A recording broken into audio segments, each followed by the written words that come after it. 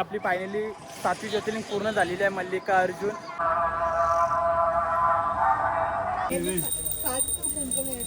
नमस्कार भावांनो आणि सर्वांना गुड मॉर्निंग.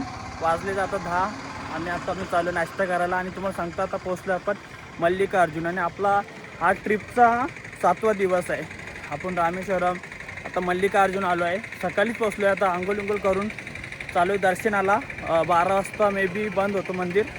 आता जातो नाश्ता करायला. भूक लागली आहे, भरपूर भूक लागलेली आहे आणि ऊन पण इथं पण कडक ऊन आहे एकदम. आता नाश्ता करतो पहिले आणि इथे काय काय भेटतो. इडली डोसा सोडून तर नवीन काय भेटतो ते बघतो आम्ही. ऑप्शन ते दिसतं आम्हाला. इथं हॉटेल आहे, इथं हॉटेल तर आहे. बघू काय काय ऑप्शन भेटतात इथे. इथलं काय जेवण काही खास दिसलं नाही म्हणून भाई हा रेस्टॉरंट आहे स्किपच केला आम्ही. बघूया पुढे काय ऑप्शन आहे. आणि काहीच तर यार इडली डोसा फक्त आणि पुरी भाजी बस एक ऑप्शन आहे तुम्हाला. आणि मल्लिकार्जुनमध्ये हॉटेल भेटणं तर मुश्किल आहे. आणि बॅचलर तुम्हाला सांगते का कधी तुम्ही ग्रुपमध्ये येत असं बॅचलर लोकांना इथे रूम नाही आहे. तिथं फक्त फॅमिली लोकांना आहे. फॅमिली बस. आता दुसरं एक हॉटेल दिसतो इथे. इथे पण तेच ऑप्शन वाटतो मला इडली डोसा. नूडल्स पण आहेत पण ती तेच आपल्यासारखी टेस्ट नाही भेटणार म्हणून ते पण स्किप करूया आपण. एंडिंगला पण असं वाटतं की इडली डोसाच खायचं आपल्याला. तर मला कन्फर्म आहे, माहिती आहे मला पण इडली डोसाच आपला आहे. आता इथे साऊथच राहतो मी. पहिले मुंबईला जाऊन वडापाव खातो. रेस्टॉरंट भरपूर आहेत, हॉटेल भरपूर आहेत, फक्त इडली डोसा. एक विचार करतो की खाऊ का पहिले पाया पारायला जाऊ. भूक पण भरपूर लागली. आता दर्शनाला किती वेळ लागेल ते सुद्धा माहीत नाही मला. लास्टपर्यंत आपण डोस्यावर चालू आहे. मला वाटलंच होतं लास्टपर्यंत डोसा इडली काहीतरी खाणार आहे. आणि तुम्हाला सांगतो हा श्रीशैलम सिटी आहे ना, ही खूप छोटी सिटी आहे. इथं जास्त ऑप्शन तुम्हाला काही भेटणार नाही. हॉटेल किंवा खाण्याच्या बाबतीत जास्त ऑप्शन भेटणार नाही. आणि इथं कसं यायचं ते तुम्हाला सांगतो. मार्गपूर स्टेशन आहे, तिथे ट्रेन नाही भेटली तर विजयवाडा स्टेशन आहे, मोठं स्टेशन आहे. आणि तिथं खूप मोठा बस स्टँड पण आहे. तिथून तुम्ही येऊ शकतात. तिथून यायला तुम्हाला 5-6 तास लागतात. पण सकाळी आले तर लवकर याल आणि रात्री आले तर फॉरेस्ट एरिया लागतो, ते 6 वाजता बंद होतो. तर सकाळी 6 वाजता ओपन होतो. ते तुम्ही सर्व आयडिनरी बनवून या इथे. कारण का इथे कसं तुम्ही 1 मिनिट गाड्या येतो, गाड्या भरपूर चालतात इथे. क्रॉस करून ठेवले. मी काय बोलत होतो की प्लॅन करून या. कारण का कुठे बस अवेलेबल नाही भेटणार तुम्हाला. विजयवाडाला बस स्टँड भरपूर आहे, तिथे भेटतील तुम्हाला भरपूर बस भेटतील. पण ते पण टाईम बघून या. कारण का रात्रीचे आले तर तुम्हाला फॉरेस्टचे इथे थांबायला लागेल. आम्ही काल 3 तास थांबलो होतो. इथे छोटे स्टॉल तुम्हाला बघायला भेटतील. भरपूर ठिकाणी आहेत. आता चालता मंदिराकडे आलोच. एकाला विचारलं आज भरपूर गर्दी आहे, 2 घंटे लागतील. पण आपल्याकडे 2-3 ऑप्शन आहेत अजून. लवकर दर्शन भेटेल, 300चं तिकीट आहे. आणि एक दुसरं 500चं एक आहे. तेव्हा शीघ्र दर्शन 150 आणि अतिशीघ्र 300 रुपये. आता आम्ही ठरवतो कोणता काढायचा. 300वालाच काढूया, अतिशीघ्र दर्शन भेटेल.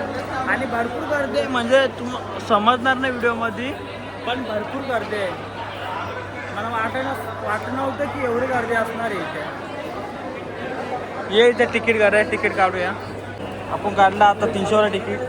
अतिशीघ्र लवकर जाऊ आपण आणि दर्शन घेऊया. आतमध्ये फोन अलाउड नाही आहे. इथं लोकर एरिया आहे, इथं आपण ठेवूया फोन. दर्शन करायला गेलो तो 10:30 वाजता. आता वाजे 12:30. 2 घंटे लागले आम्हाला दर्शनाला. शीघ्र तिकीट काढून सुद्धा विचार करा फ्रीमध्ये किती टाईम लागला असता. 3-4 तास तर आरामात गेले असते. यात ते 2 तास गेले आमचे.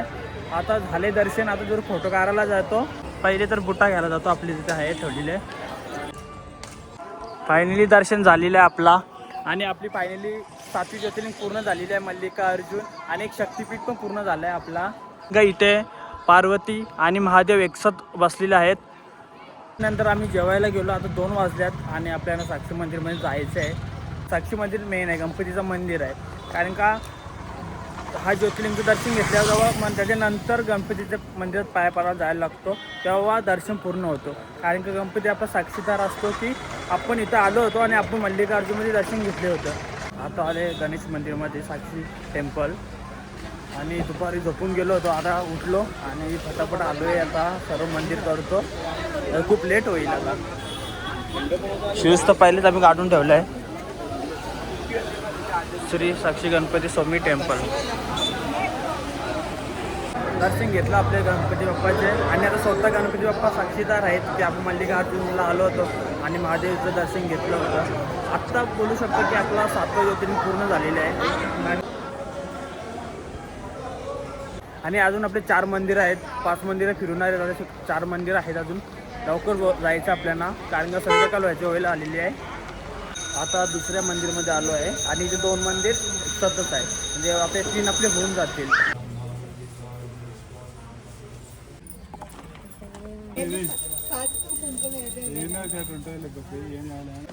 चला आता तिसऱ्या मंदिरकडे जाऊ आपण. आपली रिक्षा कुठे आहे?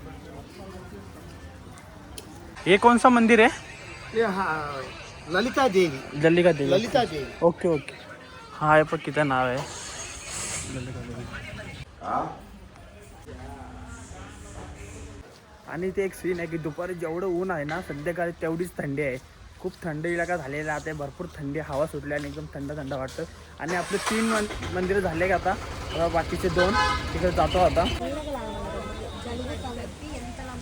पाणी भरपूर येतो, पण वरतून नाही येत, तिकडून खालून कुठून तरी पाणी येतं. आणि तिकडे एक धबधबा आहे पूर्ण. आणि हे आपले शंकराचार्य. चलो ऊपर अभी. जसं खाली उतारलो आहे तसं आता परत चढावरती. थकलो आहे आता भरपूर, चालता पूर्ण दिवस चालतच आहे. आलो आपलं 5वा मंदिरकडे. आणि इकडे भाई माकडा भरपूर आहेत, म्हणून मोबाईल जो सांभाळून ठेवायला लागतो. त्याचे जास्त ब्लॉग बनवत नाही मी, कारण का अचानक मोबाईल घेऊन गेले तर लागली आपली वाट.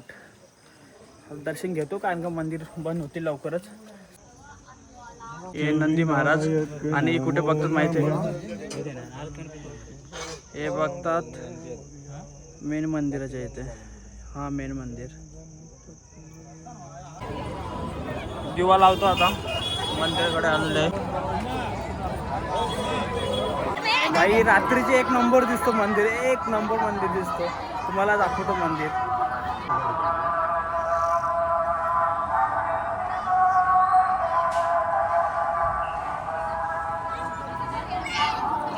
आणि इकडे सगळीकडे दिवे लावल्यात. मी सुद्धा लावला दिवा. काय काय ते भरपूर जण लावतात, म्हणजे दिवे भरपूर लावल्यात. तुम्हाला दाखवतो दिवे.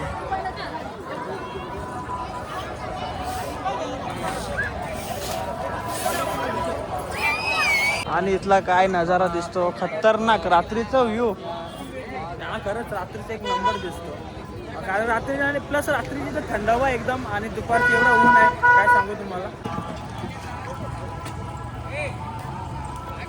इथलं रात्रीचा माहोल तसा काय अयोध्यासारखंच आहे सेम. आता जातो रूमवर, थोडा फ्रेश होतो, मग जेवणासाठी परत येतो आणि शॉपिंग बी करतो घरच्यांसाठी. प्रसाद वगैरे घ्यायचा आपल्याला. तर जस्ट मार्केटमध्ये आलो, बघतो घरच्यांसाठी काहीतरी घेतो. तो बांगड्यांचं कलेक्शन भरपूर आहे, अजून भरपूर एंडपर्यंत मार्केट आहे. आईला घेतल्यात बांगड्या, या आईला छोटीला घेतल्यात आणि मोठ्या ताईला घेतल्यात. अजून बघतो, आईसाठी बघतो आता. हे जाता आता फुटतील डायरेक्टली, काचाच्या आहेत ना या. एक गाडी घेतली आमच्या बारक्याला, बाईच्या पोऱ्याला. आता खूप फिरलो आणि शॉपिंग केली थोडा घरच्यांसाठी. आणि माझ्यासाठी अजून काही नाही केलं. घरच्यांसाठी बांगड्या वगैरे घेतल्या, बहिणीसाठी बांगड्या घेतल्या. आता जातो झोपायला भाई. कालपासून ट्रॅव्हलिंग करतो आपण, काल नाही परवा दिवसापासून ट्रॅव्हलिंग करतो आणि झोप थोडी सुद्धा नाही आहे. तर आता जाऊन पहिले झोपतो, आराम करतो, कारण का आता बस झालं फिरण्यासारखं काहीच ना. सर्व दर्शन वगैरे झालेले आहे. आता जाऊन फक्त झोपायचं आहे. उद्या उठायचं आहे, उद्या परत एकदा मंदिराच्या इकडे फेटफटका मारू आपण. आणि उद्या 2ची आपली बस आहे मार्कापूरसाठी. चला आता उद्या भेटू आपण. आपला आता मल्लिकार्जुनमध्ये दुसरा दिवस आहे आणि सकाळचे 9 वाजल्यात आणि परत एकदा इडली डोसा खालाय. दुसरा ऑप्शन नाही आहे. आता चालू आहे मंदिराकडे जातो. आणि काय बोलणार होतं मी, विसरून गेलो. संदीप वगैरे वेट करतात आपले, ते सकाळचे उठून पहिले दर्शनाला गेले. आता त्यांच्याकडे जातो. त्याच्या आधी पहिले इडली डोसा खाल्ला, ऑप्शन तोच आहे, तर तेच खायला लागणार आहे आता. चलूया आता, फिरतो आता परत थोडा. अर्धा दिवस आहे अजून मल्लिकार्जुनमध्ये. अर्ध्या दिवसामध्ये थोडं थोडं जी जागा आपण कवर नाही केली ती कवर करूया आपण. म्हणजे जास्त लांब लांब नाही, जवळ जवळ. अरे रिमोटवाल्या गाड्या घे ना, रिक्षा घे. किती नंबर आहेत भाई? इंडियन नंबर आहेत, नंबर प्लेट आहेत. इंडियामध्ये कुठून फिरू शकतो. काय घेतात काय माहिती. परत एकदा मार्केटमध्ये फेरफटका चालू आहे आमचा उन्हामध्ये. आणि ती गँग पण तिकडे शॉपिंग करते. जत्रा भरली जाते काय.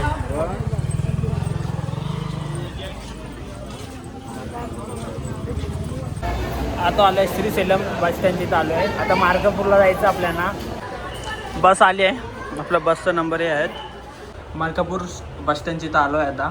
आणि जो मार्कापूर स्टेशन 10 किलोमीटर आहे, पण तिथे काय हॉटेल भेटत नाही, म्हणून इथेच पहिले हॉटेल घेतला. आणि हा ब्लॉग इथेच एंड करतो, कारण का मी ट्रॅव्हलिंग ब्लॉग नाही बनवणार मार्कापूर टू पुरी, म्हणून आपण इथेच ब्लॉग एंड करू. डायरेक्टली ब्लॉग आपला येणार आहे जगन्नाथपुरीचा. आता हा ब्लॉग इथेच करतो. Bye bye.